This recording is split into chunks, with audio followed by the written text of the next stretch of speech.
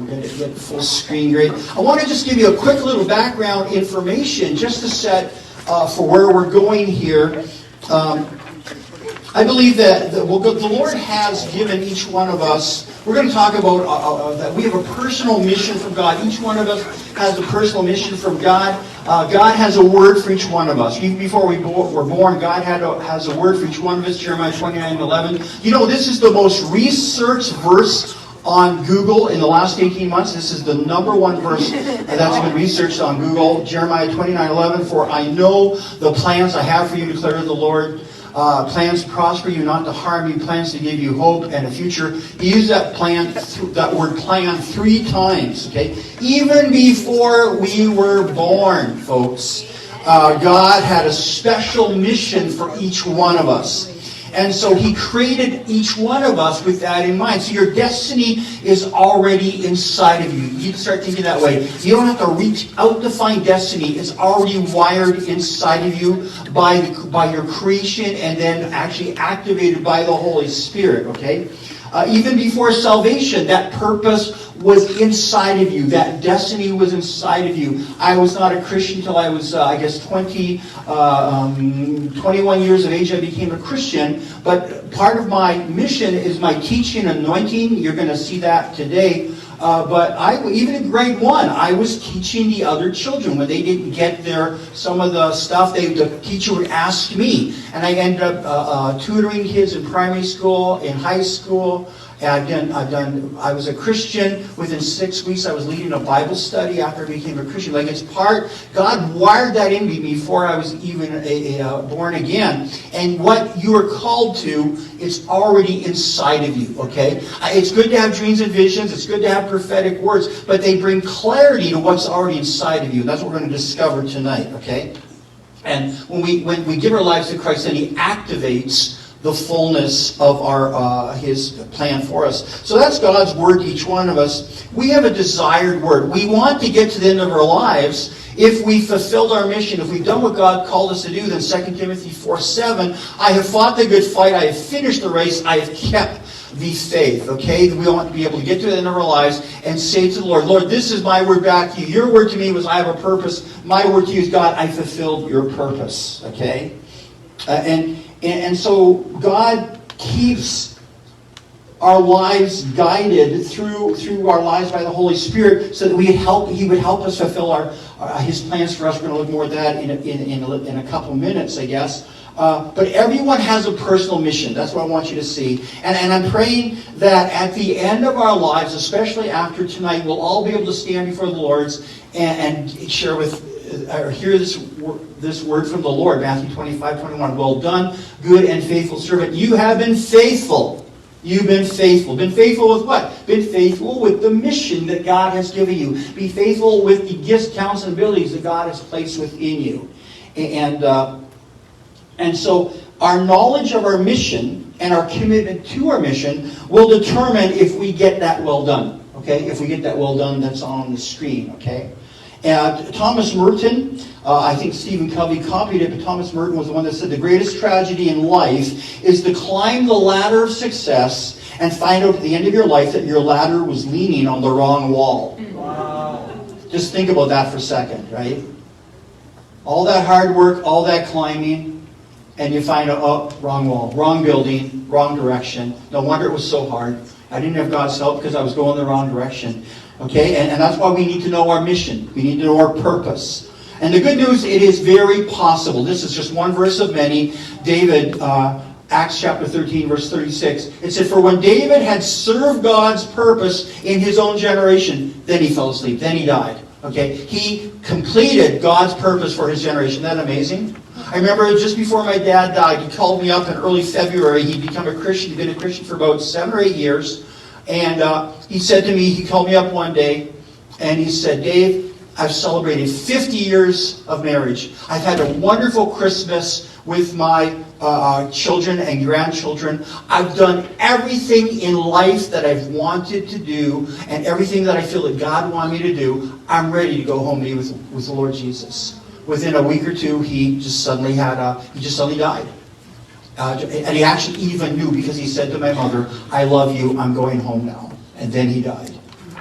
But he was like David. He had served God's purpose for his generation. And that's what we want. We want to have that as our testimony, that we've served God's purpose. Why is knowing our mission so important? 3 quick things. Why is knowing our mission so important? Well, number one, God's blessing is tied to our mission. Psalm chapter 57, verse 2 said, I cry out to the Lord Most High for God who fulfills his purpose for me. Now, see what's going on here. David cried out to the Lord for help, and then David said, oh, but he helped me fulfill my purpose. It wasn't like he cried out to the Lord and God gave him an easy life and God gave him lots of wealth and everything like that. All that could be part of it. But when David cried out to God, God blessed him in the area of his purpose. See, and often we're crying out to God for help, but it's not in the area of our purpose, and so we're wondering why God isn't answering our prayer. God's blessing is tied to our purpose or our mission in life. And the more we discover our mission, our purpose, the more we'll start to see God's blessing on our life. Okay. Number 2, our life partner is tied to our mission. Amos chapter 3, verse 3 and other places said, can two walk together unless they are agreed? Okay? And actually it says in another verse, it says, unless they are agreed on the direction. Okay? How can, in a marriage, how can two walk together if you both don't know what your mission is? Not only your individual missions, but your mission together as a couple. You ever asked the question, why did God bring me together with my life partner? Have you ever asked that question? I think you should. Because it'll transform your life if you don't already understand that. Okay? You know, that's why we even counsel people, do not marry anyone until you've spent time as a single discovering your mission. We say that to all of our young adults. Do not marry anyone until you've found out what your life mission is, because then you can discern better who your life partner is to be, because they will walk with you in a common mission, because you need to walk together.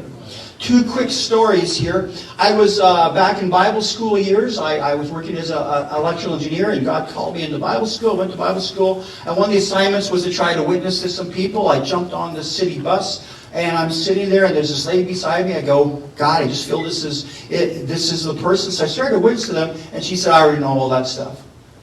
And right away, I went out of evangelistic mode into learning mode, right? And I said, tell me your story. And she said, I was serving in a local church years ago. Turns out it was the church I was going to. And she said, I was serving in a church years ago, Pentecostal church. And I was in the nursery department. And I just loved being in the nursery department, working with the kids. And I met this man. He was so wonderful. He just was such a godly man. He had such a compassionate man. He had this ministry of street evangelism and helping a mercy ministry on the streets. And he loved my love for the children. I loved his heart for compassion. So we got married within a number of months.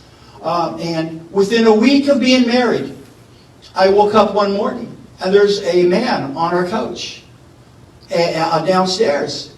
And I said to my husband, what's he doing there? And the husband said, well, you know my call to do street ministry. And I found this guy on the street. And so I brought him home, and I gave him something to eat after you were asleep, and I let him sleep on the couch, and oh, by the way, I gave him some of the clothes that you bought me, because he really needed some clothes. I knew you wouldn't mind, because, you know, my ministry, and she, like, I bought those for you, right? And she, no, but you understand. And she said, okay, no problem. Okay. About 3 nights later, she gets up in the morning, goes downstairs. There's a woman on the couch, this time, wearing one of her nightgowns. And she says, what's that woman doing on the couch? And he said, well, you know my ministry. I'm called to do street evangelism and bring mercy ministry. And I knew you wouldn't mind, honey, that I would bring this woman home. And I got her into the shower, and I helped clean her up. You know, really, eh? And I gave her one of your nightgowns, and I gave her some clothes, and I gave her some of our money. And anyway, within 3 months, that couple was divorced. Why? Because his mission was to not be concerned about security and safety at all. His mission was to reach out the lost on the streets, no matter who they were, and be compassionate to them. Her ministry was to develop a place of safety and security for children. That was her value, to develop a place of security so that she could look after the children. Their missions were like this, right? A whole different direction. They could not walk together. and they end up getting a godly spirit-filled woman and a godly spirit-filled man. They end up getting divorced because their mission was so opposed to each other. Okay, tragedy, tragedy, tragedy. And so by the time I met her, her heart was bitter towards the Lord, because why would the Lord allow me to get married if he knew better and all this? Anyway, another quick story. I know another couple. He is a musician. He loves to play the guitar. He loves to write songs. And he married this really godly woman who just really has a heart for children, and she likes doing administration work.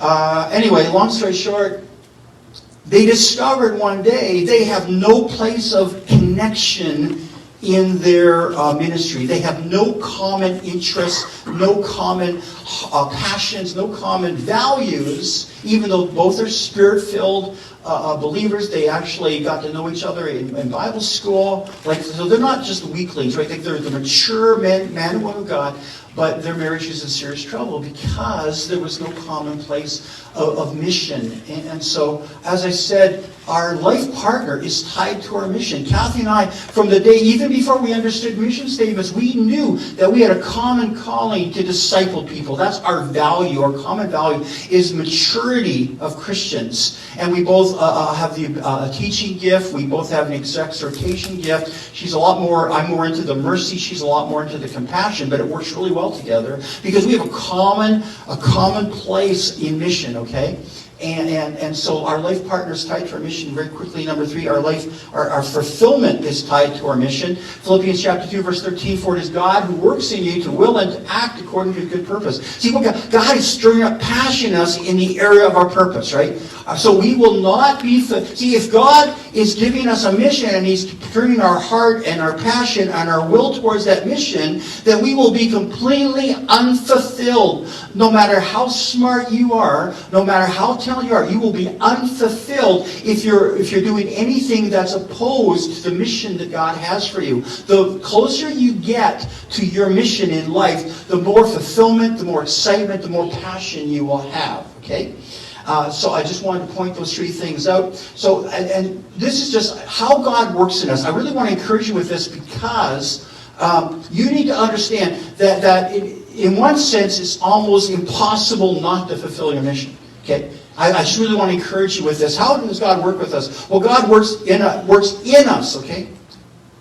I'm stuck. Oh, there we go. God works in us to fulfill our purpose, okay? Philippians chapter 2:13, for it is God who works in you to will and to act according to his good purpose. He's working in us. He's created us. He's filled with his Spirit. He's guiding us. He's working in us in the area of purpose. As I said, I was already fulfilling partly my purpose even before I was a Christian because God was working in me, okay? But God also works for us to fulfill our purpose. Romans 8:28, for we know that in all things God works for the good of those who love him, who have been called according to his purpose. There's an area of purpose, and God works for us. He'll do things for us. He'll align things for us. He'll provide things for us that we get in the area of purpose, okay? And we'll be able to succeed because God is working for us in that area, okay? Number 3, God works ahead of us. I love this verse, to fulfill our purpose. Ephesians chapter 2, verse 10, for we are God's workmanship, created in Christ Jesus to do good works, right, according to our purpose, and God even prepared them in advance for us to fulfill. So it's like you're just walking along and you almost stumble on one of the assignments that God's given you. I had no idea that all these things I did, even before a Christian, were prepared in advance for me as some of the assignments that I was called to fulfill my purpose. And I could spend hours just giving testimonies, but you can partly understand your life's purpose just by seeing your life's mission, just by saying what setups does God keep giving me? What does he keep calling me into? Where does he keep guiding me? Okay. Number 4, God works behind us to fulfill our purpose. Jeremiah 15:11, the Lord said, surely I will deliver you for a good purpose. So what does that mean? That means even when we mess up, even when we do something dumb, even when we are going the wrong direction, he'll come along and take us out of that and get us back into the right place, back to the direction of that good purpose, right? So not only will he prepare the things ahead of us, he'll clean up the things after us just to get us back into purpose. That God is so for us. I just absolutely love God's heart towards us. Number 5, God works through us to fulfill His purpose. See, 2 Thessalonians 1:11, with this in mind, we constantly pray for you that our God may, by His power, fulfill every good purpose of yours and every act prompted by your faith. So even when we step out, God works through us to fulfill His purpose. We may think that we're called, maybe somebody asks us to do something, but as we're starting to do it in faith, being led by the Lord, God is fulfilling part of His purpose in it. Like He has set us up for success, folks. Okay, He works through us to fulfill His purpose. I thought I had one more there. Yeah, I went too far. Through us. With us. There it is. Yes, sorry? Can I get the Bible verse for the first one? The very first one? Yeah, I'm sorry. When I get excited, I talk so fast. What I'm going to do, though, I will give it to you. That first one is Philippians chapter 2, verse 13. God works in us, Philippians 2:13. What I'm going to do, though, I'm going to give Pastor Jen all of my notes and PowerPoint and PDF, and somehow, because you're so gracious, you're going to somehow make that available for people, that they can have their own copy of the PowerPoint, okay? Isn't that awesome? It's part of your purpose. Okay. Number 6, God works with us to fulfill our purpose. Ephesians 1:11. In Him we were also chosen, having been predestined according to the plan of Him who works out everything in conformity with the purpose of His will. So He's working with us, right? He's moving us. He's guiding us. He's working with us in order to fulfill our purpose. So God is like it's so hard to not succeed as a Christian. It's so hard to not fulfill our purpose. We have to really turn our backs from God. We have to fight the Spirit of God in order to not fulfill our purpose. So what I'm trying to do, though, is to maximize the calling on your life and to really understand what it is that you can cooperate so you're not in resistance or conflict with God. But God's working through us, okay? Okay, very quickly, my purpose. I'm only going to look at the first 2 things tonight. There's actually 7. I've come up with 7 things. To really know your purpose, primary passions. We'll look at primary passions tonight as an indicator, a very specific indicator of what your purpose or your mission is in life. There's also your underlying values, those things that you truly value in your life, the things that you care about the most. Okay. There's also, though, the reoccurring experiences. I already talked about them a bit. The things that God just will guide you to do over and over again. Like in my life, teaching, just all the time I got opportunities to teach. All the time I also got opportunities to organize leadership events or organize events as a leader, and they became 2 of the areas that I'm called to. But God gave me recurring experiences. There's also personality traits. Your personality will determine part of your purpose, because it will determine whether your personality, are you a one-on-one? Are you better a one-on-one counselor? Are you better a public speaker? That's all wired up by your personality. Are you better in small groups? Your personality, as you go through that, you'll discover the best way to express your purpose. So also overriding motivations. We don't have time to talk about that obviously tonight, but when I ever get that full book done, you're able to see that. I've taken people through the whole 7 things, but you have overriding motivations that move your heart also. You also have your spiritual gifts that God's given you, the Romans 12 gifts, teaching, encouraging, giving, things like that. They help you to discover, because there's a big difference between a teacher, a person called to a certain thing that's called maybe a pastor who has a gift of teaching will minister one way, but a pastor with a gift of encouraging will minister an entirely different way, right? So it's the same pastoring, but you'll do it differently, okay?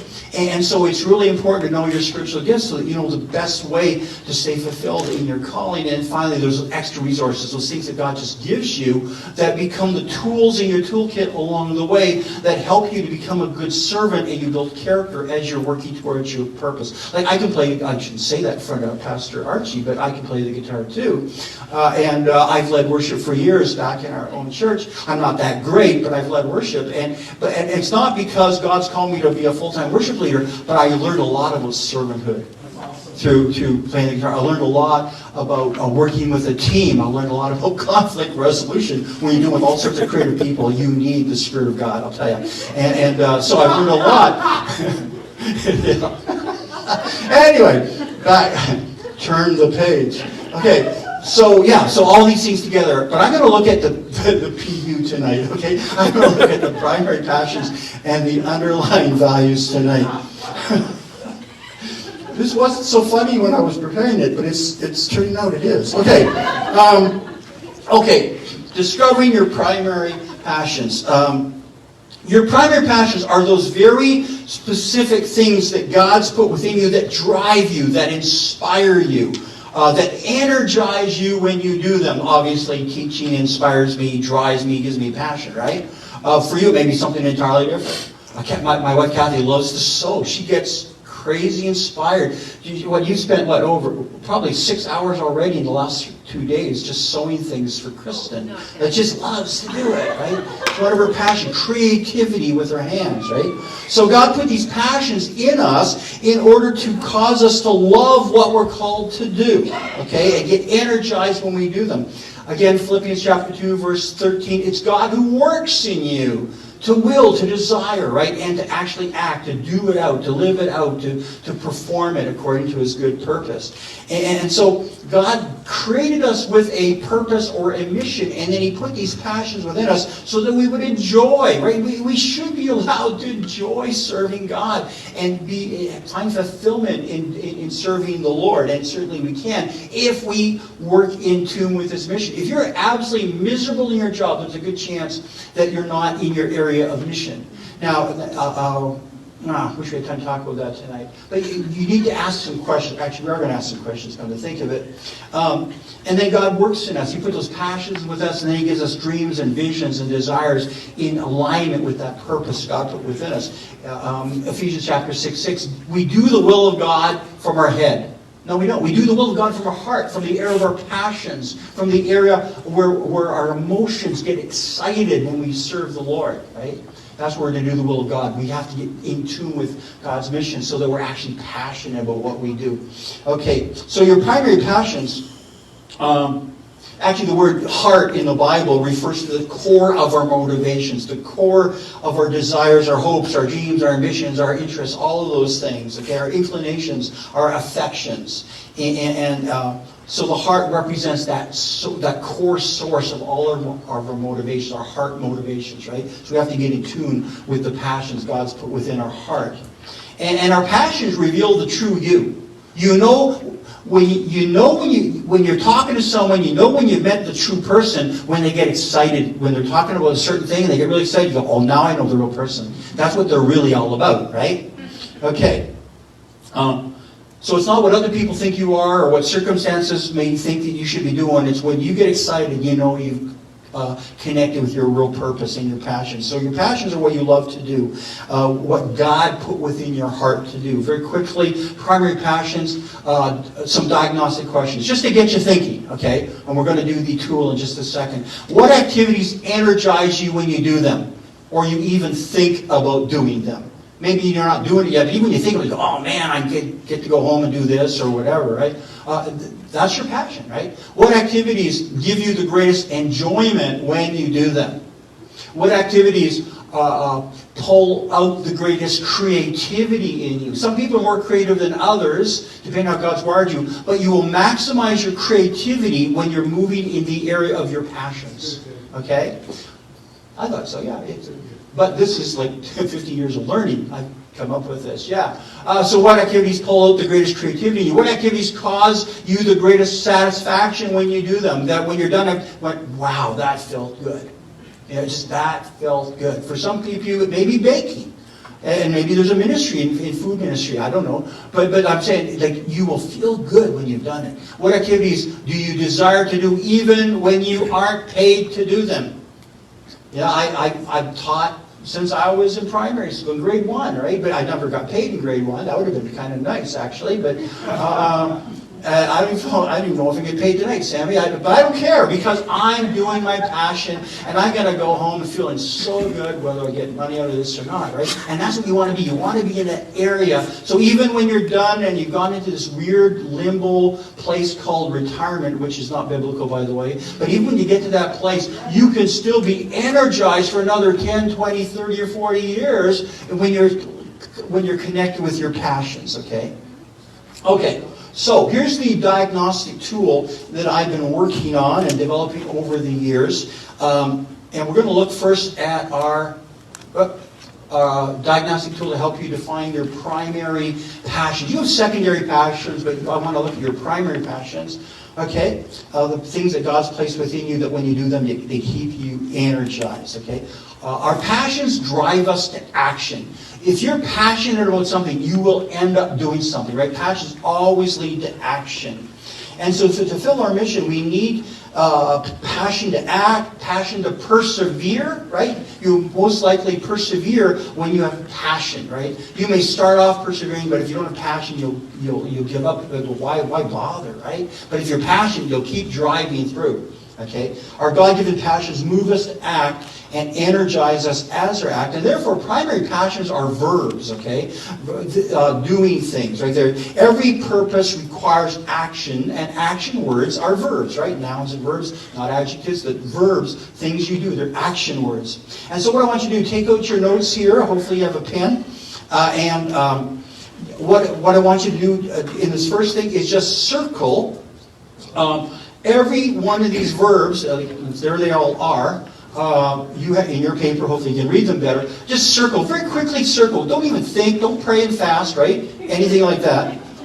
Just circle all the words that really, when you read the word, you go, well, yeah, that's me, right? Oh, Kathy's got some pens too, okay? And just circle the words very quickly, just circle the words. I'm going to do that too, just so I can time myself here, pace myself, okay? So, don't circle the correct words, circle the words that you're passionate about, right? Some words you just go, yeah, that's me, right? Just circle those words. Okay, I'm going to do that again right here. Okay. And if the words aren't on there, I give you some space at the bottom. You can put those words on, okay? A verb that you just love that's not on there, okay?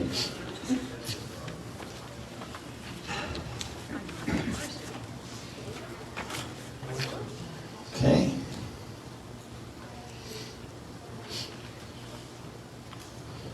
Yeah, like I said, don't overthink them. Just look at the word quickly, and if you kind of get a little excitement in your heart, just circle the word.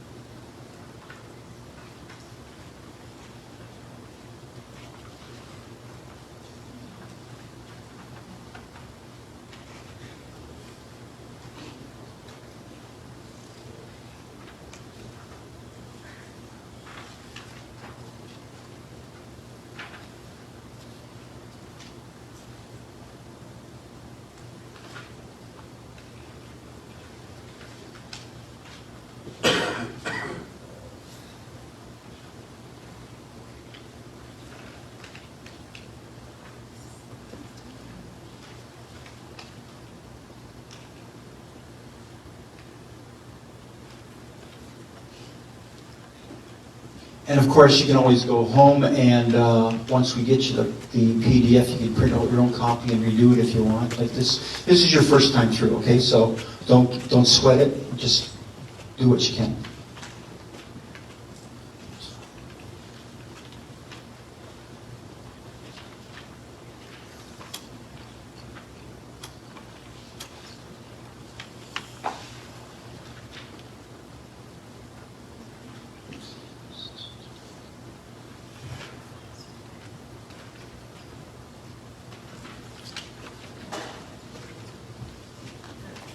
Okay, I'm going to limit to 1 more minute just so that, as I said, because I don't want you to overthink it. We end up thwarting this thing if you overthink it. Just look at the words that most excite you, circle them. And I've done this probably 20 times now, and almost every time, within 1 or 2 words, I end up circling the same word, so I know it's the area of my passions.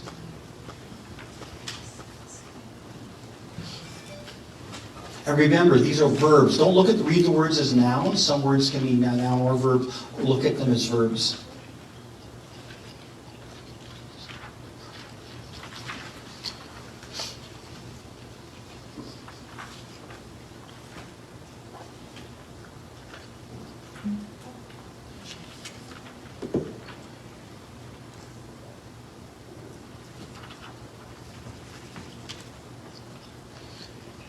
I feel like you need to apologize. That's what happens when you invite in a teacher. They make you do work, right?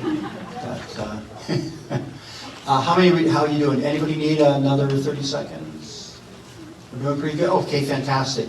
Okay, so that's part one. I used to do this a lot more quicker, but I discovered we want to get down to 3 verbs. And you go, what? I look at all the verbs. So now what you want to do, if you turn over your page, number 3 says now 12 verbs. So you look at and I should always never put these on the back. It's so hard to flip back and forth. But anyway, you're going to take all those verbs you circle and take the top 12. You can transpose the top 12 onto that next set of blanks, okay? You can do that by crossing out some words, or you can do that by whatever means. But you want to get the top 12. Sometimes I'll transfer them over, and sometimes I'll just, actually it's better to transfer them over, but if you want, you can just put an X through the ones that are kind of secondary verbs. We want to get to the 12 primary verbs. So let's do that right now.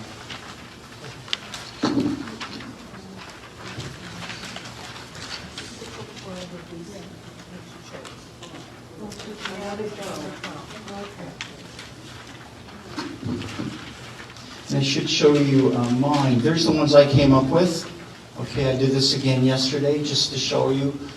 Those are the verbs I came up with. Obviously, you're not going to copy my verbs, but those are the verbs I came up with. So just choose 12 of those now, okay?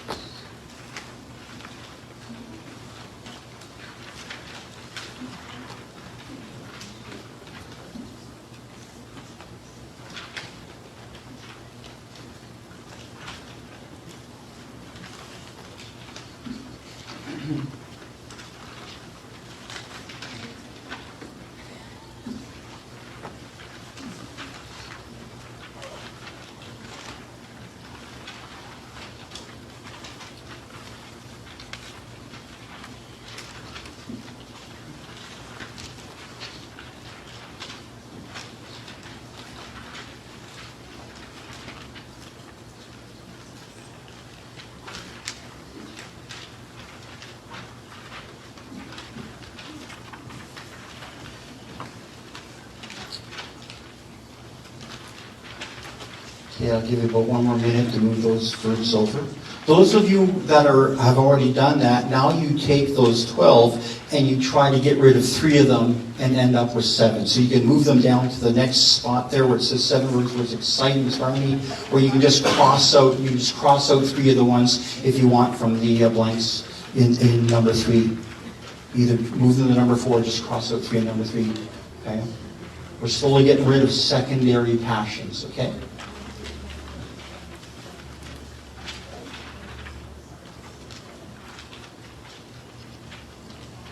I don't try to cross them out completely, because if one of your primary verbs doesn't quite fit, you can always go back and take a different one. So, yeah, go ahead.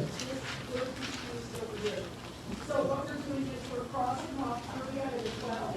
Yeah. 7 down, but that only makes 10. Oh, well, I said I was a teacher. I didn't say I was a math whiz. Okay. So, yeah, you want to get rid of 5. Sorry.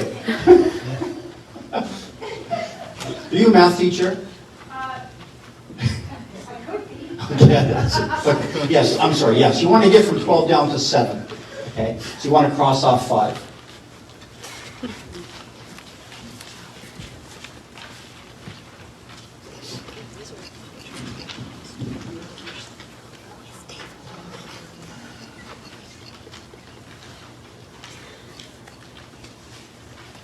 And that should go pretty quick. Get rid of 5 and you're left with 7.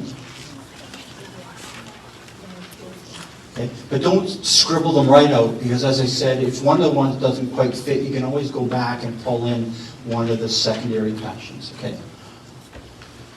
And I'll just show you from all of my list of verbs, I came up with these 12: activate, build, create, develop, empower, explore, equip, prepare, reach, release, restore, and transform. Those are the ones I came, but that's me again, okay? But those are the 12. And then we're going to move that down, and I ended up with 7: activate, build, create, empower, equip, release, and transform. Okay. I'm showing you a little bit of where my real passions are. Okay. Okay. So once you've got down to 7, now the toughest thing is to choose 3. You're going to choose the top 3 passions. Look at them and just kind of almost like feel them. If you're empathetic, this really helps. And just feel out the top 3 words. As I said, you can always go back and choose one of those other ones as we go through this process. But for right now, just choose the top 3 words, the top 3 verbs that you just excite you. Even the words themselves excite you. Okay.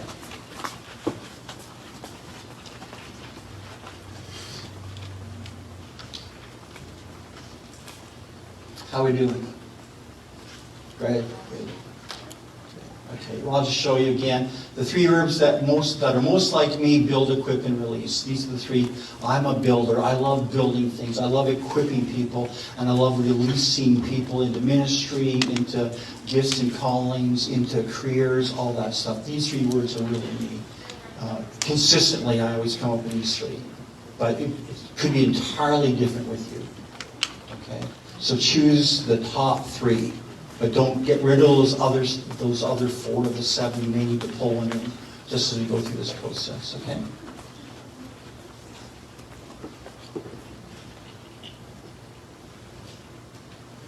Okay.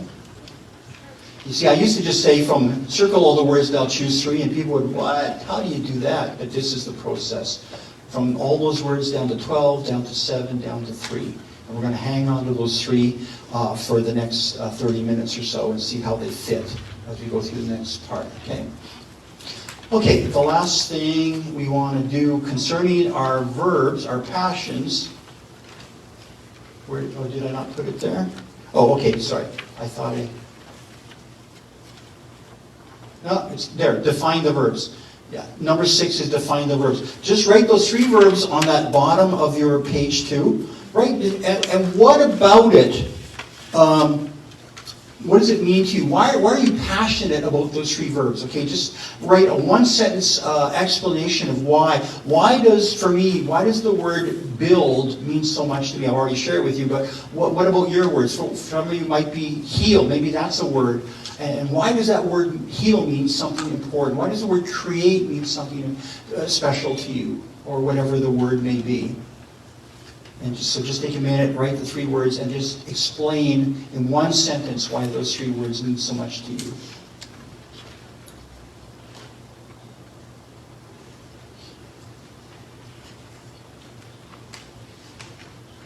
As I said, you can always do this again at home, but I want to give you the tool, right, the process.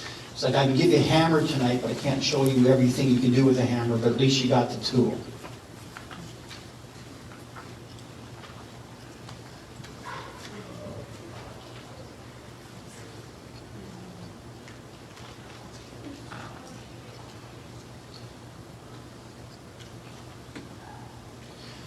Okay, we're doing good? Great. Okay, yeah. Okay, as I said, if you go through the book, if you get the book copy, there's a lot more help in it. Okay, so now we're going to look at our underlying values. Okay, our underlying values. Your underlying values are those specific things that, actually I didn't want that verse yet. Your underlying values are those specific things that God put in your heart that you truly care about. I'm not talking about values in terms of like generosity is a value that we should all have, right? Or compassion is a value. I'm talking about those things that you truly treasure in life. Those things that you just the things that you truly care about in your own life, not things that are, you should just do. Okay, they're kind of like the bullseye you want to aim your life on. For some people, it's feeding the poor. For some, it's the anti-abortion. We should all be we should all not like the taking of innocent lives, but for some of you, that is such a value. You think about that, you get involved in that, right? That's a value. Okay. They're the things in your heart that you truly care about, you're willing to live for, and you're willing to die for. Matthew chapter 6, verse 21, for where your treasure is, there your heart will be also. When you truly treasure or value something, your heart will be right on top of it, right? It's a target of your life, okay? The things that grip your heart, the things that we focus on or that are pulling at us in our lives, okay? We consider them precious or of great value. It's an underlying value. It's like a driving desire or priority that God's put inside of you, so that you know where to aim your life at. Okay, if we identify and pursue our God-given values, we'll unleash the fullness of our potential. Okay, and we'll set ourselves up for fulfillment and success in life. Okay, because only when our underlying values on the inside line up with our activities on the outside are we truly fulfilled. Okay. Abraham, he valued his reward from God, according to Hebrews chapter 11, verse 26. King David valued intimacy with God. He wrote that in Psalm 27, verse 4. King Solomon valued wisdom and understanding, didn't he? In Proverbs 4, verses 5 and 7. Mother Teresa valued helping the hungry and those in poverty. That was like her value. That was precious to her. Billy Graham valued sharing the gospel. Although we all know the importance of sharing the gospel, it was one of his top values in life, right? John Arnott values experiencing the Father's heart and giving away the Father's love, right? That's one of his primary values, okay? And when we talk about some very quick diagnostic questions, what thing or things do you care for beyond all others? That's your values. What thing or things stir up righteous anger within you when they're left undone? That's another way to discover your values. What things get you angry when they're left undone? Okay, disorder. For some of you, one of your values is organization. So when things are just in disarray or disorder, it bothers you, right? Because God's put that value within you. What things call to your heart as something as worth investing in your life? What need in the world around you is a need that you would be willing to give the rest of your life for? Okay, that will help you determine your values. Okay, some very quick clarifications. We need to define our true values. See, because if we don't live out of those things, they're not really our values. They're just convictions, right? I'm not looking at your conviction. I'm looking at things that you believe are right? That we should all be stewards, that we should all be worshipers, we should all be whatever. So a lot of you, maybe your conviction is we should all be worshipers, but you're not driven by worship, right? It's not the thing that's precious, most precious to you, okay? So we're not looking at your conviction, we're looking at your true values. And because it's your underlying values that will determine your actions and your behavior. We can sometimes discover our values by the negative, like I said, those things that anger us, okay? For example, in my notes I got some things here. If you're angered by hypocrisy, then you probably value integrity. If you're angered by selfishness, then you probably really value generosity. If you're angered by pretension, then you probably really value authenticity. If you're angered by half-heartedness, then you probably really value excellence. And if you're angered by rudeness, then you probably really value kindness, right? So that's looking at the negative to discover your values. And then we can also look at the positive. What things bring us the most enjoyment, satisfaction, great joy. For example, if you enjoy spending time with outcasts, then you value mercy. If you enjoy teaching, then you value education. If you enjoy playing with children, then obviously you value children. If you enjoy healing people, then you value service. If you enjoy arranging flowers, then you probably value beauty. And you love to be around beauty all the time, right? So you can actually, from the negative, discover your values, or even from the positive, you can discover your values. Okay, well, time to go into another major stretch, okay? Diagnostic tool to help you to find your underlying values, okay? Our values keep us focused. To fulfill our mission, we need a target, right? To fulfill our mission, we need a target. And that target is the thing that we aim at, the thing we focus on is the thing we value the most, okay? Our God-given values are to be the primary, not the only focus, but the primary focus. If you can spend 90 to 95% of your life on that value, you can also do other things. Like, I really don't value cutting the grass. I really don't, but I do it every week.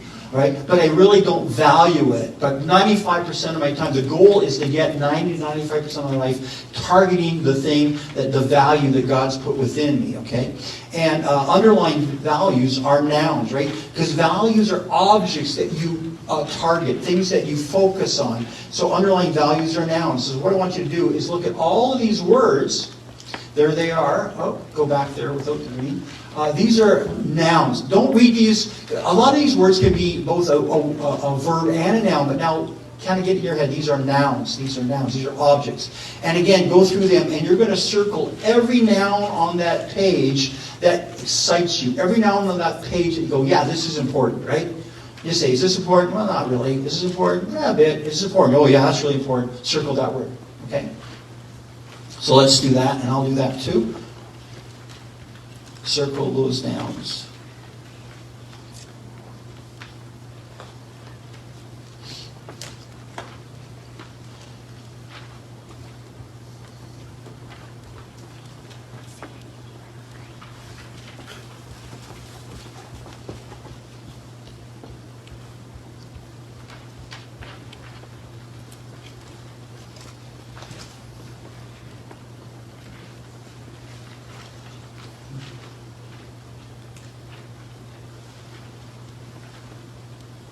I look down on my page a lot, so if you need to ask me a question, go, hey, Dave. Okay, just in case I'm looking down. Just, Dave, like that. Okay.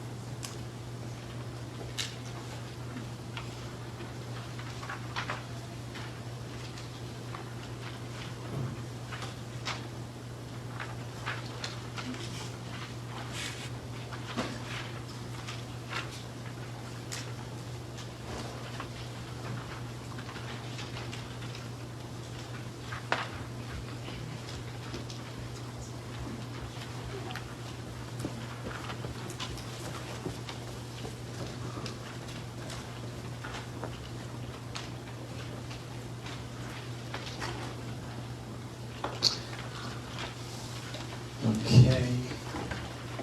Good. And I'll just show you. There's mine that I value my highest values. And every time I do this, usually there's one or two different ones, but generally this is my values, has been over the years, okay? But I want to get down to my primary values. These are all things I value, but some I value more than others. So what I need you to do now is choose the top 10, okay? Take the top 10 and put them on the next page, okay? The top 10 nouns that really are important to you, put them on the next page.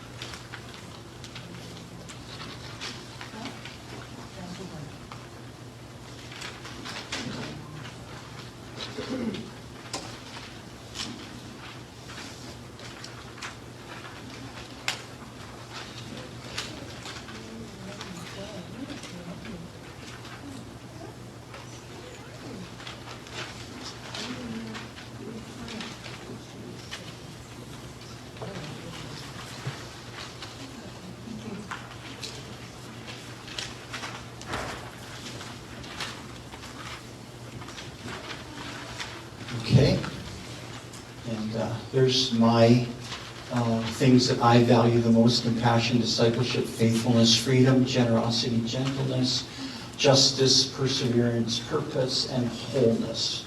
But what we want to do then is get from those 10, we want to then choose 3. Out of those 10, choose 3. And as I said, don't totally wipe out the nouns, because you may have to go back to one of the other nouns when you see how the process works. We'll try to get it down to 3. Okay?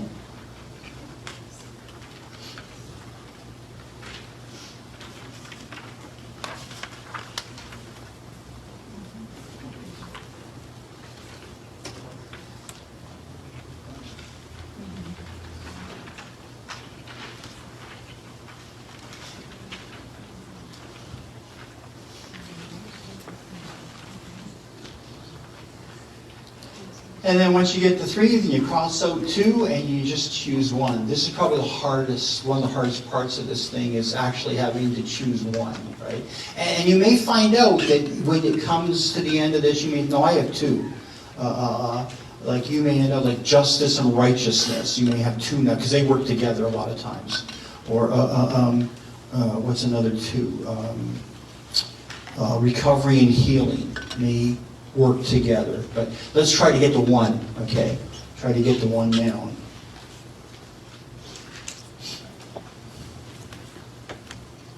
The 3 I came up with: freedom, purpose, and wholeness. But then we want to get down to the 1. Okay? What is that 1 noun that is most like you? Okay, choose that 1, circle that 1, or cross out the other 2.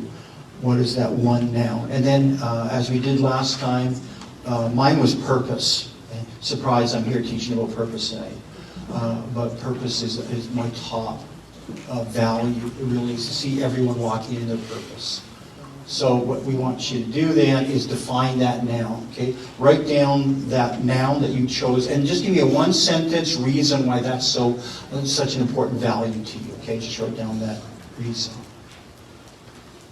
I'm just going to give you a minute to do that. I want to keep moving. As I said, we're giving you the tool tonight. You can go home and go through this again. You know what would be really great is after my session's over, just before Sammy comes on, if there's a way you could make another set of copies for everybody, and they could take it home and start working on it tomorrow, and then eventually they can get all the notes from you, okay? Great, thank you. It's like, I feel I'm imposing on you, but I'm hoping you're okay with this. Good. I'm testing our relationship here, right? We're doing good. We're doing good. We're doing good. Okay. I was told Pastor Jen's a very merciful and loving, compassionate person, and it's bearing witness so far tonight, right? Great. Fantastic. Fantastic. Okay, just very quickly, somebody give me some shout-outs. Your top noun, give me a shout-out. Top noun is? Trust. Trust. Oh, that's a good one. Okay. Love. Love. Certainly, yeah. Integrity, compassion, I think I heard. Loyalty. Wisdom. Oh, good. Okay. Loyalty. I'm sorry? Loyalty. Oh, there's a couple with loyalty, certainly. Legacy. Pardon me, again? Legacy. Legacy. Okay, right. Yeah, leaving a legacy. Yeah. Okay. Prayer. Prayer. Fantastic. Fantastic. Okay, so here's what we want to do. We want to move on to the next section now. This is... let me just give you a couple of quick things here. Developing your mission statement, okay? God wants us to enjoy our labor. Ecclesiastes 3:22. So I saw that there is nothing better for the man than to enjoy his work, because that is his lot, his inheritance, his legacy, right? God wants us to get into a place where we're connected with our underlying value and our primary passion, so that we enjoy what we're doing, okay? 2 Corinthians 10:13, we, however, will not boast beyond proper limits, a size of influence, but we will confine our boasting to the field, our sphere of rule and influence. That's really another way of saying that target, that value. We have an assigned value that God has assigned to us. It's our field, right? The field of prayer, the field of integrity, the field of love, the field of compassion, right? It's our target, right? So there's a sphere that we are most influential in. I have great influence sitting with people over a cup of coffee, talking about purpose, teaching on purpose, training on purpose, helping people discover. I've actually taught this teaching in a couple of Fortune 500 companies that I didn't even realize were at the time. They came up to me after and said, I just did this a lark. I had no idea how important this teaching was. And there's one whole company in the States that's using this teaching now to teach their workers because this is so important, right? Yeah, there's a field that comes with your value. Okay, so mission statement. What is a mission statement? A mission statement is a written down reason for your existence. Okay, a written down reason for existence. Whether for yourself as a person, you need a personal mission statement. If you have a ministry, your ministry needs a mission statement. If you have a business, your business needs a mission statement. I have a guy I was mentoring. I took him through this course. He was self-employed. He had his own business, and he was losing like $10,000 a year. He was having to get a second job to feed his dying business. And he went through this course, and he came to the end of it with a mission statement. And according to his mission statement, he said, I shouldn't be running my own company. I should be investing in another person that I believe in. So he ended up he got rid of his business, worked for another guy, and suddenly the favor, the prosperity, the effectiveness, and he ended up actually being able to retire early because in a few short years, the favor came to him when he got his right mission statement and he started working towards it, okay? So a mission statement, a written down reason for existence, whether it be you, your ministry. Our local church has a mission statement. Our apostolic ministry has a mission statement. I have a personal mission statement. And every one of us should have a mission statement, okay? Here's Jesus' mission statement, John 10:10, I have come that they may have life. It's that simple. Now, as we taught yesterday, how did he give us that abundant life? By helping us, by giving us, restoring our image to us so that we can live with the image of God fully enveloping our lives. And that's when you really have abundance in life, right? Not when you have a lot of money, but when you really have the image of Christ fully taken over your life. But his mission statement that he wrote down was, I have come that they may have life, right? Abraham Lincoln, his mission statement was preserve the Union. Franklin D. Roosevelt, end the Depression. That was his mission statement. Nelson Mandela, end apartheid. Mother Teresa, show mercy and compassion to the dying. Joan of Arc, free France. Two-word mission statement. Interesting, the noun was France and the verb was free it. Okay. Nehemiah, rebuild the walls of Jerusalem. Apostle Paul, bring the gospel to the Gentiles. Every one of them had a sentence, and I can show you the scriptures behind that, but every one of them had a mission statement. And having a clearly defined mission statement gives us a description of our purpose that we can use to initiate what we do, to evaluate what we do, and to refine what we do in every area of our life. That's why a mission statement is so important. I can say, am I doing it? Am I doing it well? Where do I need to improve? How much am I doing it? How do I need to refocus a bit or tweak or retune or whatever word you want to use to become more effective, right?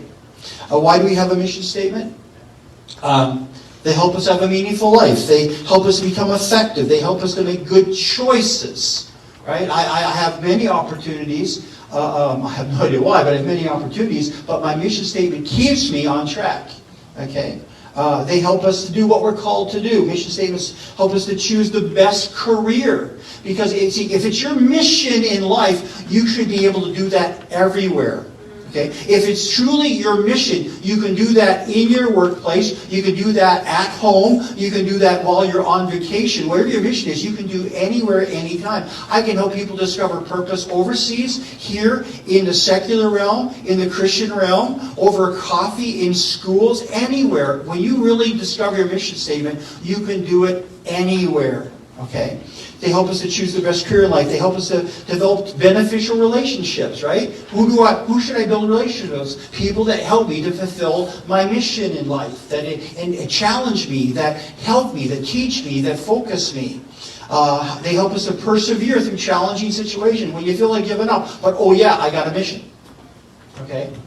Man, there's nothing like a mission statement to help you to keep persevering when things get discouraging. Okay, and they help you to experience peace of mind. Like having done all just to stand. I've done what I've called to do. I can sleep at peace tonight. I may have not have saved the whole world, but I've done my mission today.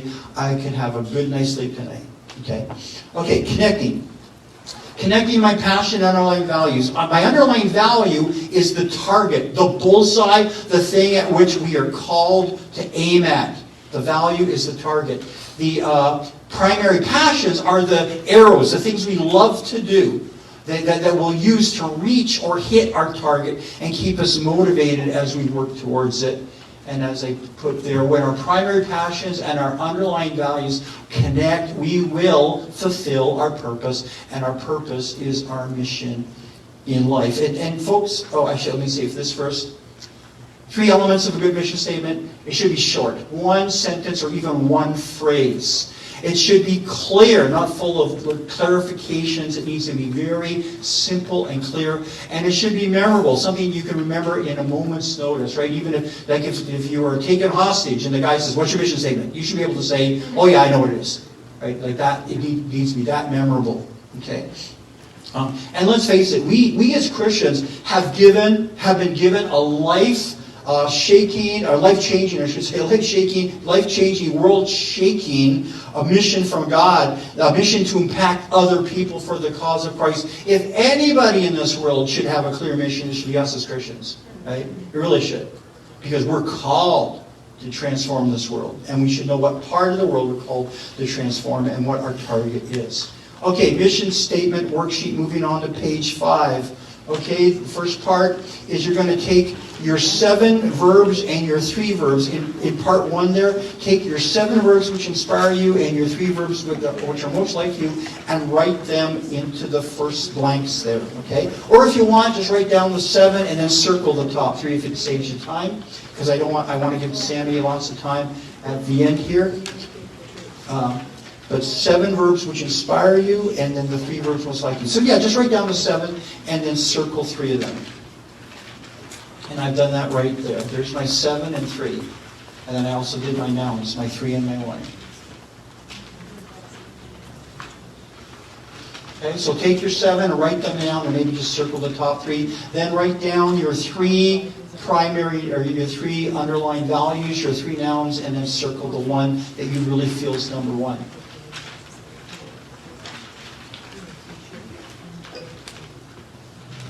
Okay, I'll give you another minute to do that. We're almost done this portion. There is a challenge coming up, and that's why you need to go home and work on this. But again, I want to give you the tool tonight. And if I had by 4 hours, I'd be walking around this room and helping each one of you go through this and really nailing it down. But tonight, all I can do is give you the tool.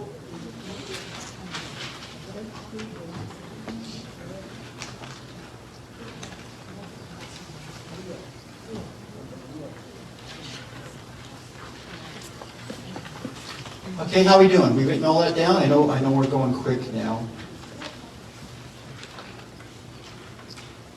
Okay.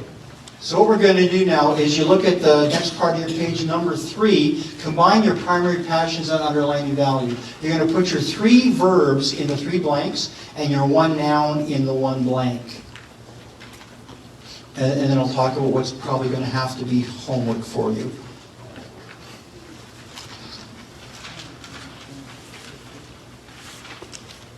Yeah, just want to take about 10 more minutes, maybe 15, because I want to there needs to be a short break, and then Sammy needs to get back up here.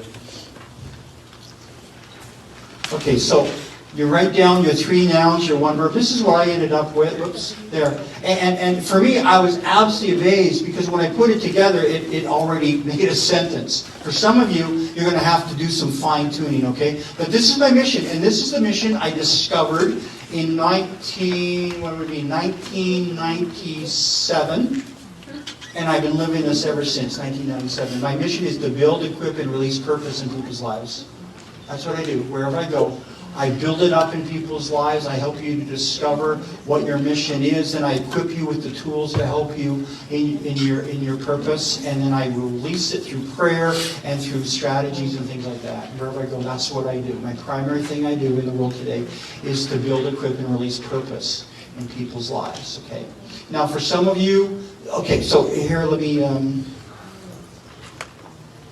I'll have to skip some stuff. So let me talk about this. Okay, what we need to do, and this is what you're going to have to do at home, is then you need to start working through these 3, because in some cases it's going to become your mission statement right away, but in some cases it's not going to quite fit. And if it doesn't quite fit, then what do? You combine each primary passion with your underlying value. And you say, okay, does the verb really connect with the noun? If your thing is prayer, is one of your words to release prayer or to teach prayer? If so, that's already a good phrase, right? But maybe it doesn't. So you may have. That's why I gave you the 12 verbs and then the 7 and then the 3, because you may have to. If one of the 3 doesn't fit, go back to the 7 and pull down one of those verbs and see if that fits better with your noun. Okay, and so for each primary passion, one at a time, go with your noun, and does it fit? Do I like it? Does it really help to define who I am? Is this something that really I'm passionate about? Or what other word might be a better substitute word? Okay, and then, and as I said, you may have to replace one of your primary passions if necessary. Or if you find out later that maybe your noun is a little bit off, go back to the 3 nouns and pull down that noun if it better fits what you feel the Lord's saying to you. This is where your little bit of prayer comes in. This is a little bit of, just Lord, help me through this portion, okay? And maybe there's a weak word. Maybe you find out that one of your words is a little bit weak and you need a little bit stronger word. Go back to one of your passions and get a stronger one, okay? I could put disciple purpose, that fits, but I like the word build better. I'm a builder. I like to build things. So to me, build's a stronger word than disciple, although I love discipleship. It's one of my primary callings, right? Let me give you a quick example. I copied this from another book that talks a little bit about purpose. It says, one man said that his core value was people. He had been unable to come up with any verbs. So the question was asked, well, what about people? What about your core value do you like? And he says, well, everything. That didn't help, right? So they said, what especially excites you about people? That's your core value. And he said, well, seeing them come together. He said, you mean like in a team? He said, oh yeah, like in a team. He got excited. He said, yeah, like in teams. And well, what about those teams? What would those teams be about? And the man right away said, well, healing. Teams that heal people. Teams that come together and heal people. And then it goes on, it boiled down, this mission statement was to create, lead, inspire healing teams. And right away, when they come up with that definition, another person in the room said, that's exactly what he does, showed to one of his co-workers. And the man brightened up visibly and said, if you could do this and only this, would you be happy? He said, oh, yes, he replied. Would you be busy? Oh, yeah, would I ever? Could you do this at work and at home? Yes, he stated, and we had his mission statement.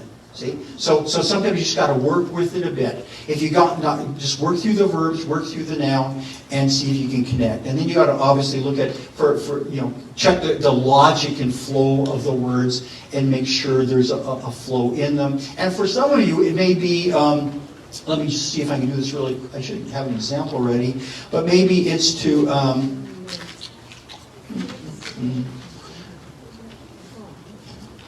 Okay, I'll take 3 of my secondary to create, equip, and to restore broken people. See, that fit too. Okay, I just took 3 verbs and a noun again, but maybe it's to create, equip, and restore. Where's the noun here?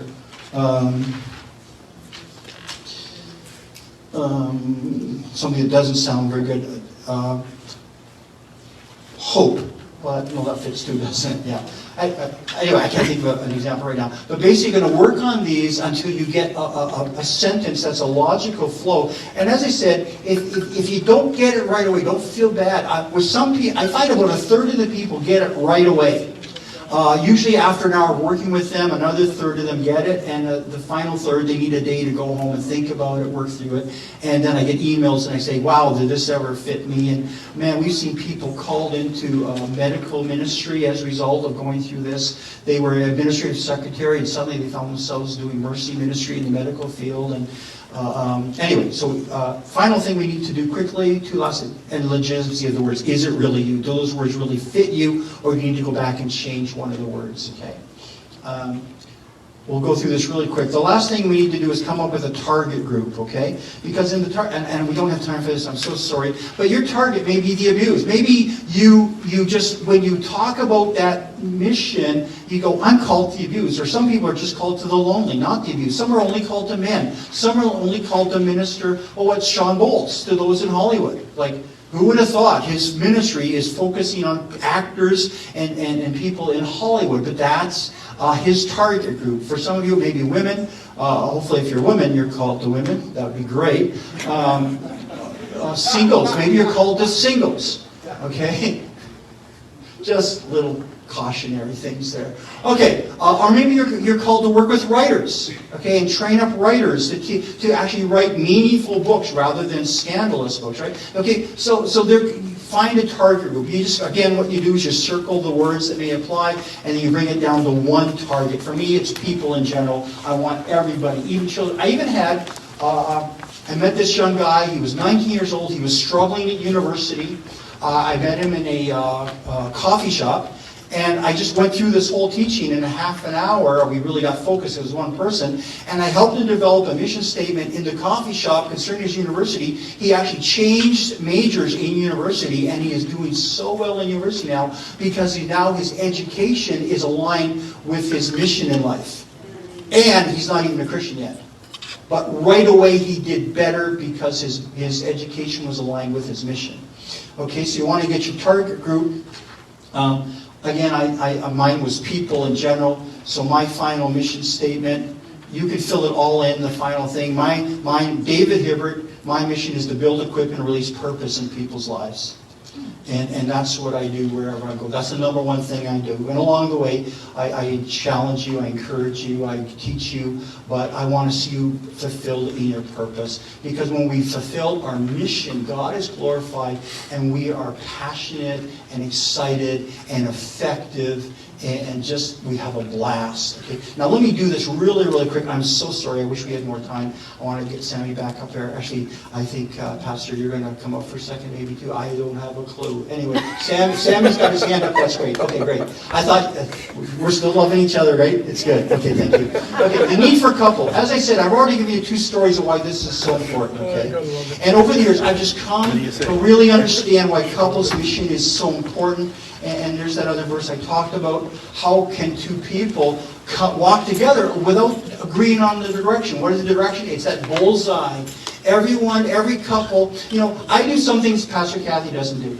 There are some areas where I just do it all alone, certain mentoring. I have an online prophetic school that I do, and she's not involved in that. But there's some things she does that it's like rocket science to me, right? It's just, I don't get. Yeah. Like everything basically practical in her eyes, yeah. But basically, there is some things we do so well together, and we've been on missions together, and fulfilling our purpose. We can do it in every age level. We've done it together. And so in the rest of your notes, you have your mission statement. And all you do is well, again, I'll show you this really quick. Okay, what you want to do is take if there's any couples here, or if you're not going to answer one for your spouse, and get them to do it too. You put your husband's primary passions on the left column, your wife's on the second column, and then you agree on the top 3. And then you go to your nouns, okay, your values. You put your 3 nouns in the left column, your spouse's 3 nouns in the right column, and agree on the top down. And then you talk it through, and you wrestle through until you say, you know what, we could do this together. I had one guy, him and his wife were always having conflict. They were always just never doing anything together. He had his own life, she had her own life. They just really didn't connect at any point. I took them through this course. They went through this thing, and they wrote out a couple's mission statement, and they suddenly discovered there was one area of their life that they didn't even realize they valued together until they wrote it all out. Now, as a retired couple, they are so effective. Full-time retired couple now using Celebrate Recovery to bring recovery and healing to broken people. And they are having the time of their life. He never did that before retirement. She never did that. But together, they're now so effective in doing that, right? So I encourage every couple to go through that. Is there any last thing? I think that's probably... Yeah, and then your couple's target group. For them, it was broken people. For you, maybe together you want to, go food bank. I know a couple that they suddenly discovered they love serving hungry people, and they just enjoy going 3 times a week to the food bank and serving others. And it's so exciting and passionate for them, right? So anyway, that's all that there. Okay, what is your mission? Right. As I said, that was the short version. I think after Sammy's done his thing, if you have some quick questions after this meeting's over, I could take a couple quick questions. And as I said, maybe when I get you the PDF and everything, you're able to post them or whatever you do. And maybe that will help people too. And again, Pastor Jen, if people have questions of you, and you can always send me an email, and I can answer by email too, okay? That's it, man. My prayer is that you would discover your mission, you would get focused on your mission, and you would have the ride of your life, right? And really enjoy your calling in life, okay? God bless you. So,